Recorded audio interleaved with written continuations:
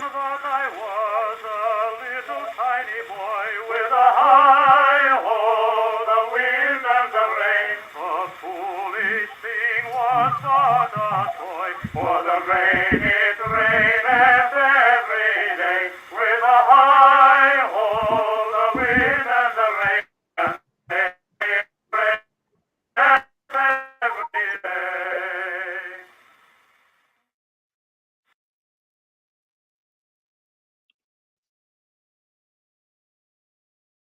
Hello, everybody. Welcome back to the Wheel Shakespeare Challenge for the first episode for the month of May. Sorry, I started late. Some people had conflicts, things that prevent making it on time, but we're glad they eventually made it, and we're ready to roll with monologues and the scenes performed for you, randomly chosen by the Wheel for your entertainment this Saturday, based on a randomly chosen order.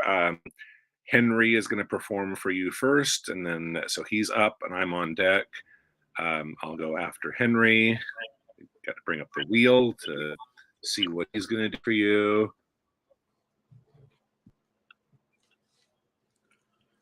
There we go.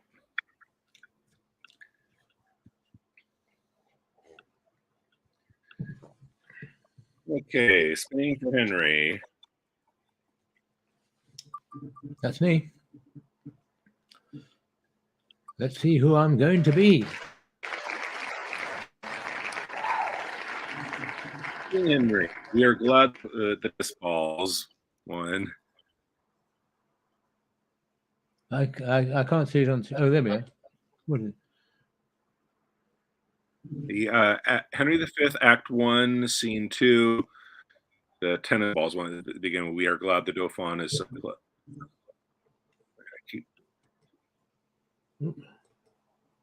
the wrong. There we go. 1, 2. Let me create the banner. Do you know where it is in the scene? Excuse me? Do you know where it is in the scene? It starts with, what was those words? Act 1, Scene 2. Act 1, Oh, Scene I've got it. 2. I'm Fine. not sure how far down. Got it. Toward the end, Got I it. believe. I got it. Can you hear me?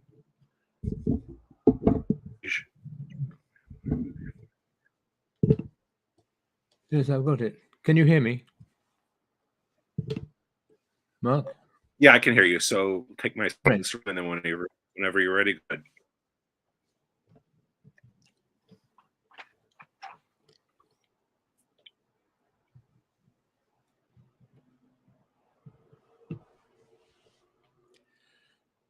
We are glad the Dauphin is so pleasant with us.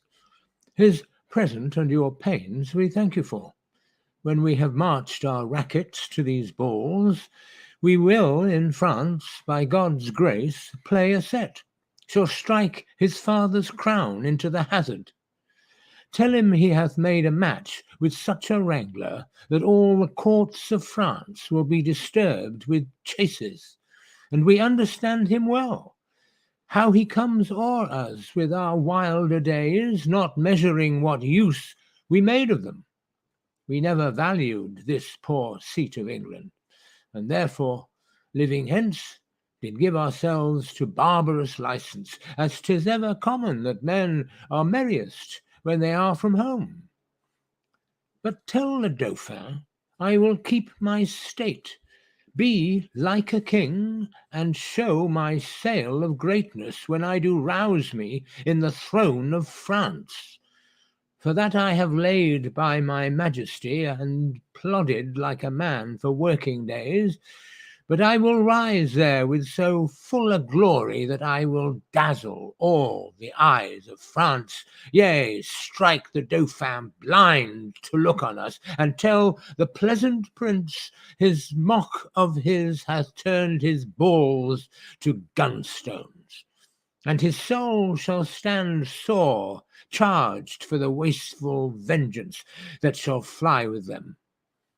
For many a thousand widows shall this mock mock out of their dear husbands, mock mothers from their sons, mock castles down, and some are yet ungotten and unborn that shall have cause to curse the Dauphin's scorn. But this lies all within the will of God, to whom I do appeal, and in whose name tell you the Dauphin I am coming on to venge me as I may, and to put forth my rightful hand in a well-hallowed cause. So get you hence in peace, and tell the Dauphin his jest will savour but of shallow wit, when thousands weep more than did laugh at it. Convey them with safe conduct. Fare you well.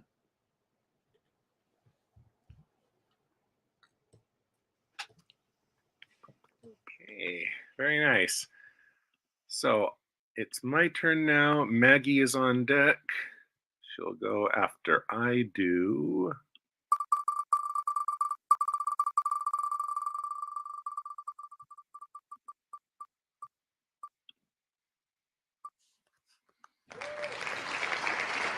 Oh, that was the winter of our discontent.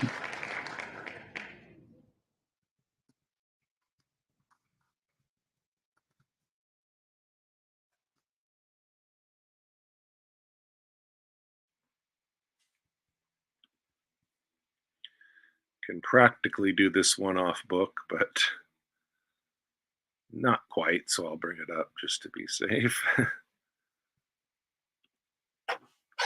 Okay.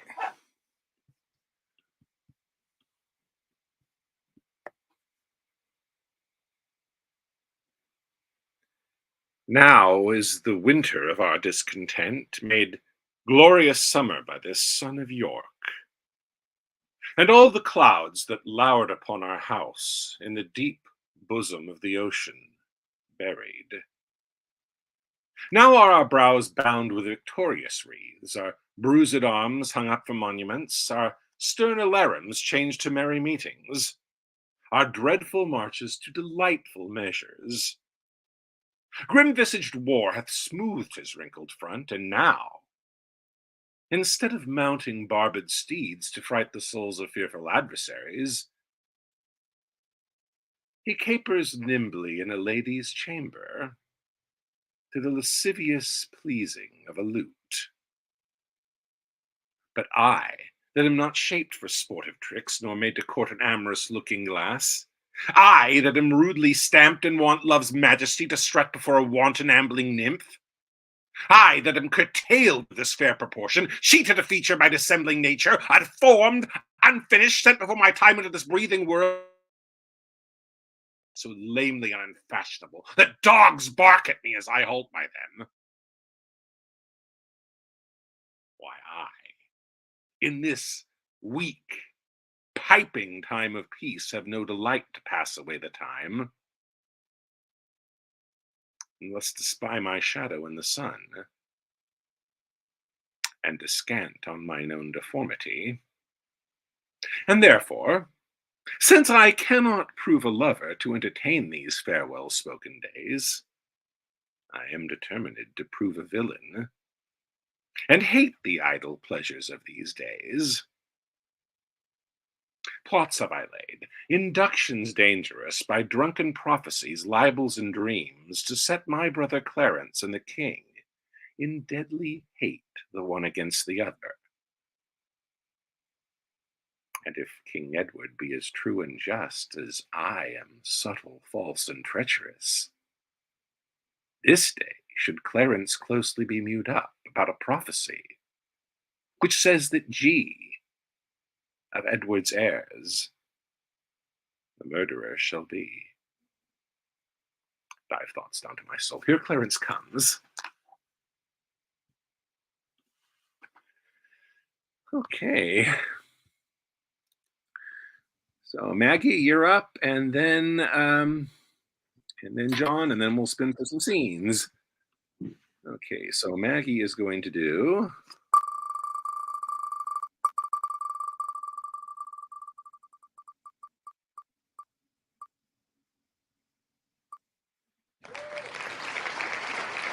I left no ring with her. I thought we did this relatively recently, but I love it.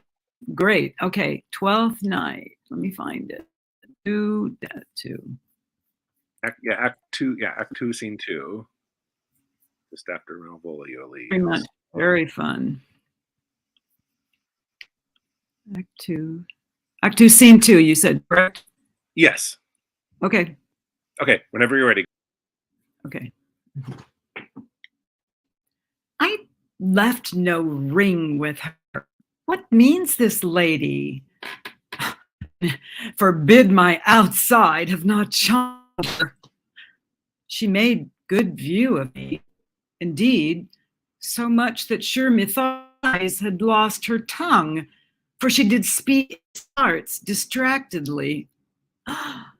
She loves me, sure. The cunning of her passion invites me in this foolish messenger. None of the Lord's ring. Why, he sent her none. I am the man. If it be so as 'tis, poor lady, she were better love a dream. Disguise, I see thou art a wicked, wherein the pregnant enemy does much. How easy is it for the proper foemen's waxen hearts to set their form? Alas, our frailty is the cause, not we. For such as we are made of, such we. How will this fadge? Master loves her dearly, and I, poor monster, fond as much on him, and she, Deacon, seems to dote on me. Become of this? As I am a man, my state is desperate for my master's love. As I am woman, now, alas, the day, what thriftless sighs shall poor Olivia breathe? Oh, time, thou must untangle this, not I. It is too hard a knot to untie. You might have some issues with your microphone, but the performance was great. Oh, I'm sorry about that. You know, I can't always tell afterwards. Anyway. I just have to say real briefly, I was in I didn't play this part, but the director, the person playing the part, have these 3 ribbons. So as she was saying what each thing that was happening, she was crossing them and tying them up into a knot. And so it just takes the knot and throws it away. It was really, I'm done before, but I hadn't seen it. It was a really nice touch. Yeah, that's cool. Okay, so our last monologue before we spin for scenes will be done by John, and John is going to do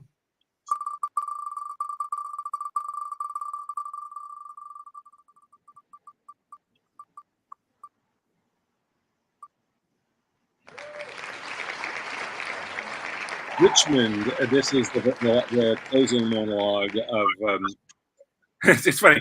We did both the very I did the very beginning of this play, and John is going to do the very, very end of this play. This is Richmond's closing victory speech after you defeated me. Okay. All right. Let me just give me a second here. Richard III.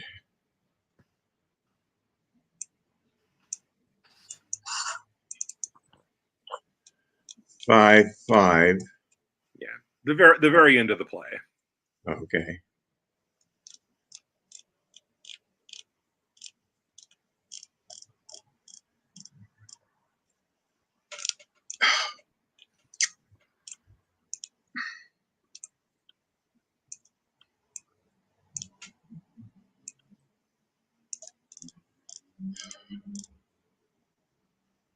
Okay. Okay, whenever you're ready, go. Okay. Inter the bodies as becomes their birth. Proclaim a pardon to the soldiers fled that in submission will return to us. And then, as we have ta'en the sacrament, we will unite the white rose and the red. Smile heaven upon this fair conjunction that long have frowned upon their enmity. What traitor hears me and says not amen? England hath long been mad and scarred herself. The brother blindly shed the brother's blood. The father rashly slaughtered his own son. The son, compelled, been butcher as to the sire. All this divided York and Lancaster, divided in their dire division. Oh, now let Richmond and Elizabeth, the true succeeders of each royal house, by God's fair ordinance conjoin together, and let their heirs, God, if thy will be so, enrich the time to come with smooth-faced peace, with smiling plenty and fair prosperous days. Abate the edge of traitors, gracious Lord, that would reduce these bloody days again, and make poor England weep in streams of blood. Let them not live to taste this land's increase, that would with treason wound this fair land's peace. Now civil wounds are stopped, peace lives again, that she may long live here. God say amen. Okay, great. So let's see what scenes the four of us are going to do for you guys. Okay,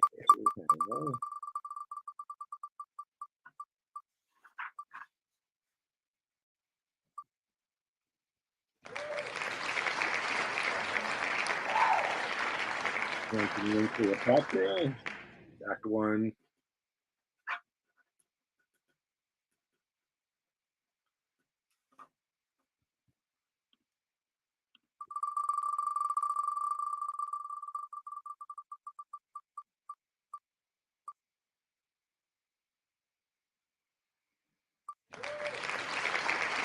Juliet and the Nurse.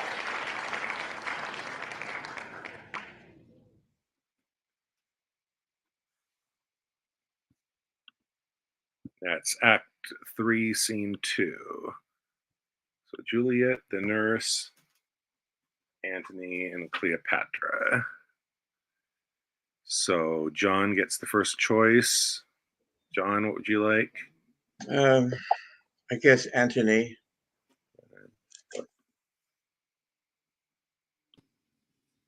Maggie, what would you like? I think, I'm sorry, give me, Yeah, Cleopatra. yeah, I know. Is it the scene where the nurse comes back to tell, do you know if it's where the nurse comes back to? 3, 2, I think so. I'm pretty sure that's the. I don't like to take a lot of time since there's just the four of us. I thought maybe I'd, yeah. Oh shoot. Maybe I'll, I guess I'll take the nurse. Nurse, okay. So you said it was Act 3, Scene 2. Okay. Yeah. And then I'll take Cleopatra. And that leaves Henry to be Juliet. So John and myself will do Antony and Cleopatra, then Henry and Maggie will do Juliet and the Nurse. So give me a second.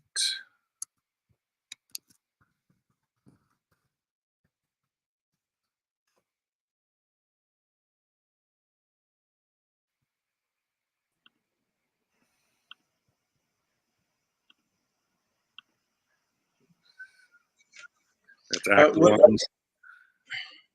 Act 1, Scene 3. Let's see. So, and the servants looks like it starts with just a little bit before with the servants there, Charmian and Alexis, and then when we take it from enter Mark Antony, Cleopatra, I am sick and sullen. Yeah, then it's just the long scene with the two of them. So it would begin with I'm Cleopatra, so it starts with I am sick and sullen. Okay, I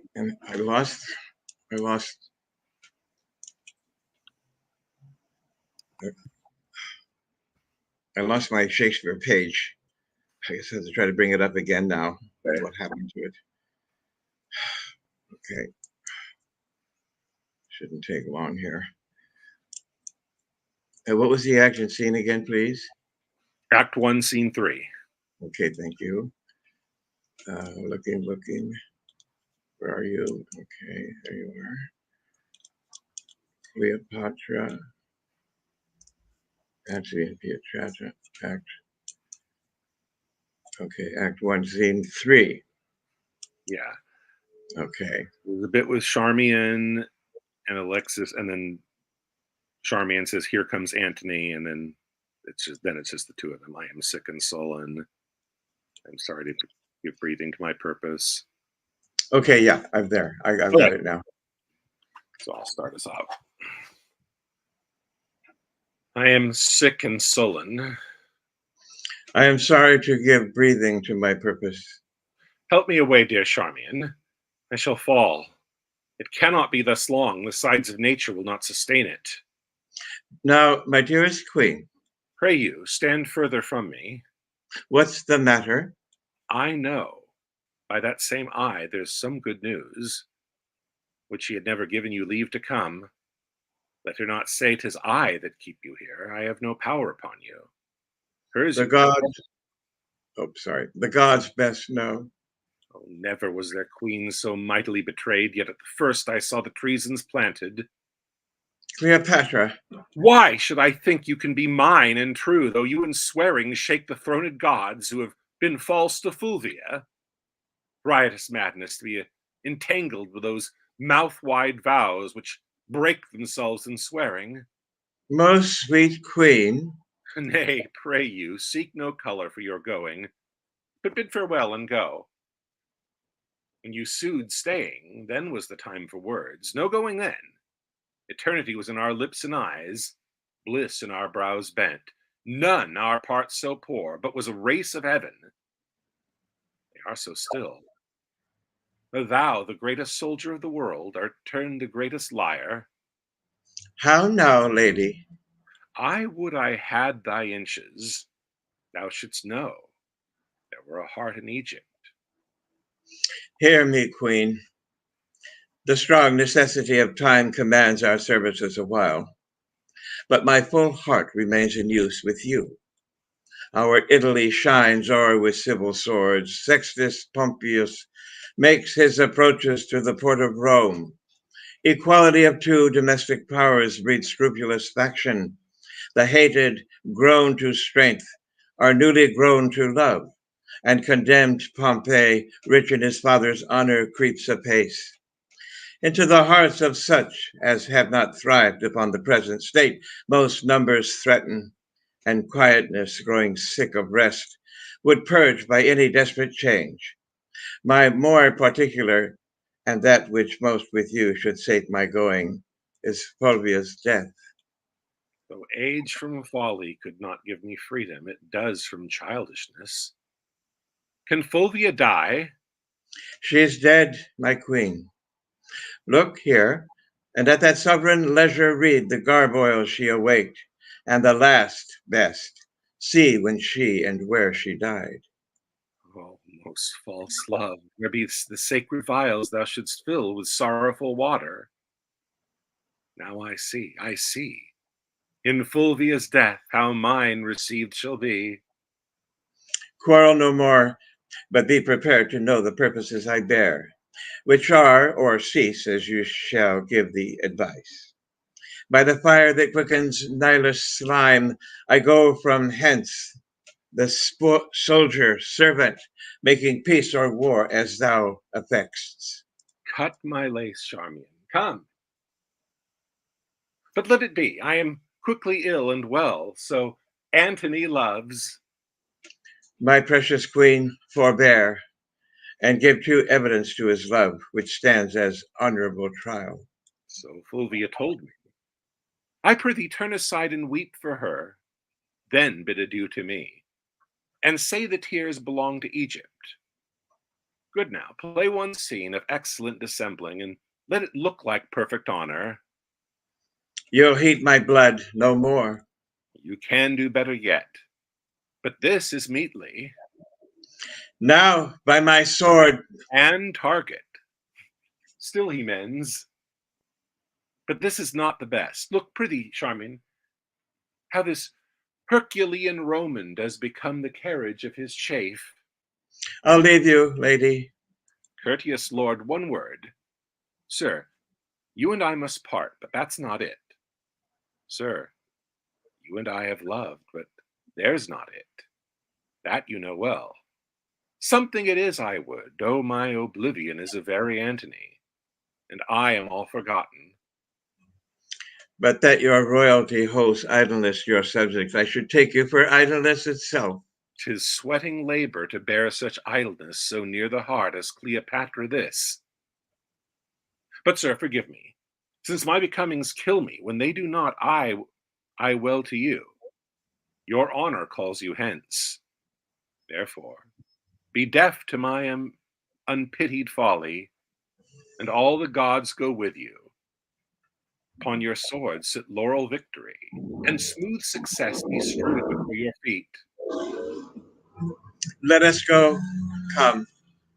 Our separation so abides and flies, that thou, residing here, goest yet with me, and I, hence fleeting, here remain with thee. Away. Okay, great. So now we will have Henry and Maggie do Juliet and the nurse.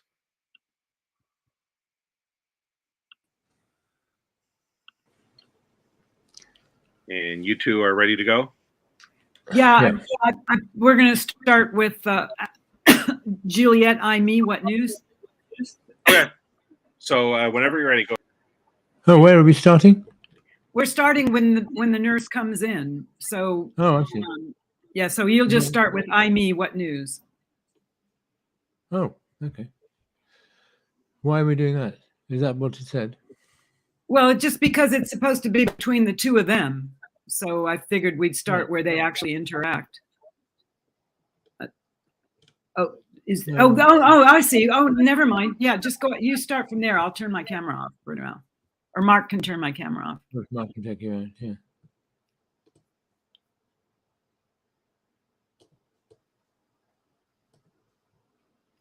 yeah. Mark, can you take the nurse out? Thank you. Gallop apace, you fiery-footed steeds, toward Phoebus' lodging. Such a wagoner of Phaethon would whip you with the west and bring in cloudy night immediately. Spread thy close curtain, love-performing night, that runaways' eyes may wink, and Romeo leap into these arms untalked of and unseen. Lovers can see to do their amorous rites by their own beauties, or if love be blind, it best agrees with night. Come, civil knight, thou sober-suited matron, all in black, and learn me how to loose a winning match played for a pair of stainless maidenhoods. Hood my unmanned blood, baiting in my cheeks with thy black mantle, till strange love grown bold think true love acted simple modesty. Come, knight, come, Romeo. Come, thou day and night, for thou wilt lie upon the wings of night. We are whiter than new snow on a raven's back. Come, gentle night. Come, loving, black-browed night. Give me my Romeo. And when he shall die, take him and cut him out in little stars, and he will make the face of heaven so fine that all the world would be in love with night and pay no worship to the garish sun. Oh, I have bought the mansion of a love, but not possessed it, and though I am sold, not yet enjoyed. So tedious is this day as is the night before some festival to some impatient child that hath new robes and may not wear them. Oh, here comes my nurse, and she brings news, and every tongue that speaks but Romeo's name speaks heavenly eloquence. Now, nurse, what news? What hast thou there? The cords that Romeo bid thee fetch?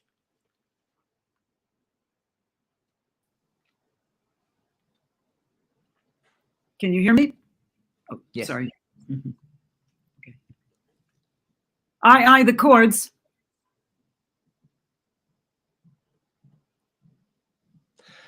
Ay me, what news? Why dost thou wring thy hands? Well a day. He's dead, he's dead, he's dead. We are undone, lady. We are undone. Alack the day. He's gone. He's killed. He's dead. Can heaven be so envious? Romeo can, though heaven cannot. Oh, Romeo, Romeo. Who would have ever thought it? Romeo. What devil art thou that dost torment me thus? This torture should be roared in dismal hell. Hath Romeo slain himself? Say thou but I, and that bare vowel I shall poison more than the death-darting eye of cockatrice. I am not I, if there be such an eye, or those eyes shut that make the answer I. If he be slain, say I, or if not, no. Brief sounds determine my weal or woe. I saw the wound. I saw it with mine eyes. God save the mark. Here on his manly breast. A piteous course, a bloody piteous course. Pale, pale as ashes, all bedaubed in blood, all in gore blood. I swooned at the sight. Oh, break my heart. Poor bankrupt, break at once. To prison, eyes, ne'er look on liberty. Vile earth, to earth resign, and end motion here, and thou and Romeo press one heavy bier. Oh, Tybalt, Tybalt, the best friend I had. Oh, courteous Tybalt, honest gentleman, that ever I should live to see thee dead. What storm is this that blows so contrary? Is Romeo slaughtered, and is Tybalt dead? My dear loved cousin, and my dearer lord? Then dreadful trumpets sound the general doom. For who is living if those two are gone? Tybalt is gone, and Romeo banished. Romeo that killed him, he is banished. Oh, God, did Romeo's hand shed Tybalt's blood? It did, it did. Alas the day, it did. Oh, serpent heart, hid with a flowering face, did ever dragon keep so fair a cave?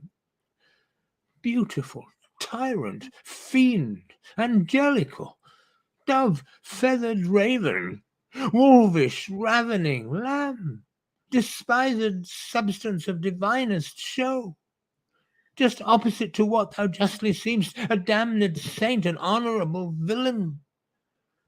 Oh, nature, what hadst thou to do in hell, when thou didst bower the spirit of a fiend in moral paradise of such sweet flesh?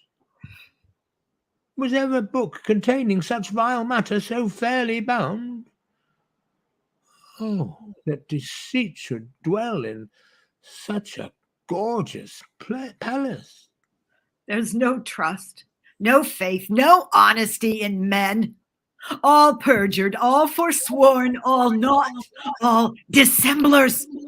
Ah, where's my man? Give me some aqua vitae. These griefs, these woes, these sorrows make me old.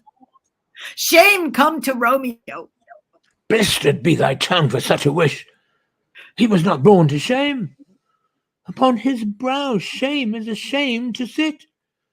For 'tis a throne where honour may be crowned, sole monarch of the universal earth.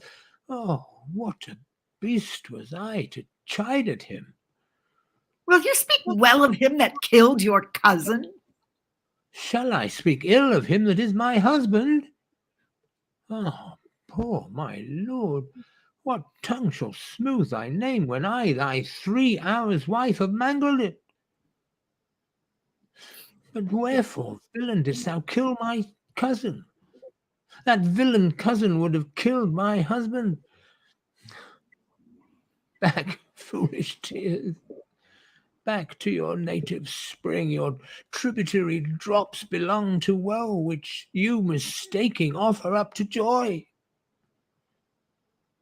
My husband lives, that Tybalt would have slain, and Tybalt's dead, and would have slain my husband.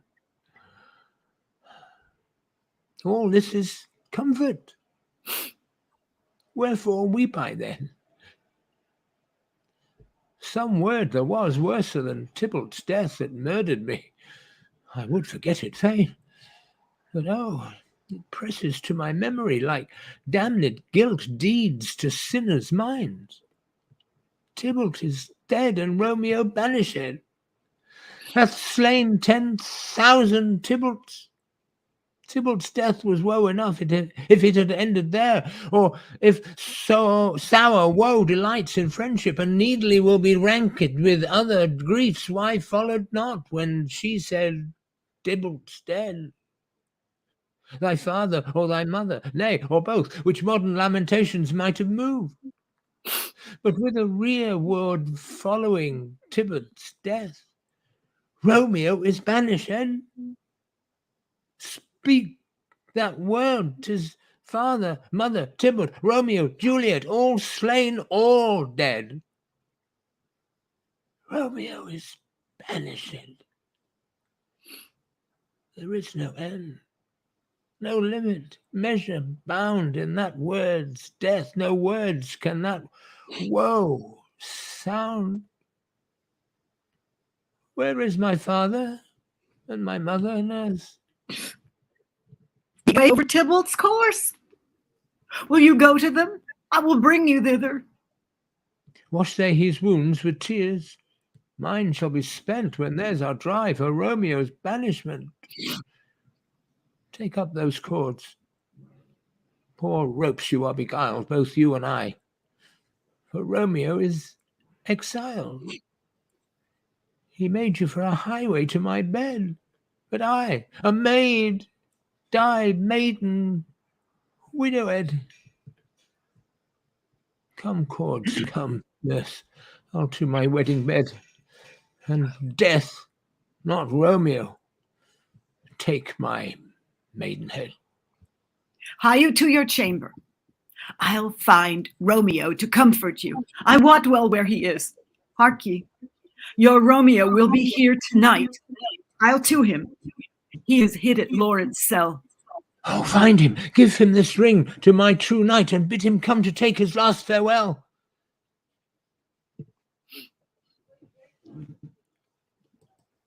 Ooh, thank you, Maggie. Hey, thank you, you guys. Well, thank you, everybody, for your good performances today. We had a smaller group than usual, shorter game, and we started late, so sorry. I think I created the links a little bit late last night, and that might have had been a reason. But also, the few people that there were a few people that actually messaged me said they had conflicts and weren't able to make it. But hopefully, we'll see them. They'll be back next week. We'll have a larger group for you, and we'll see you same time next week for the Wheel of Shakespeare Challenge. Take care, everybody. Bye now.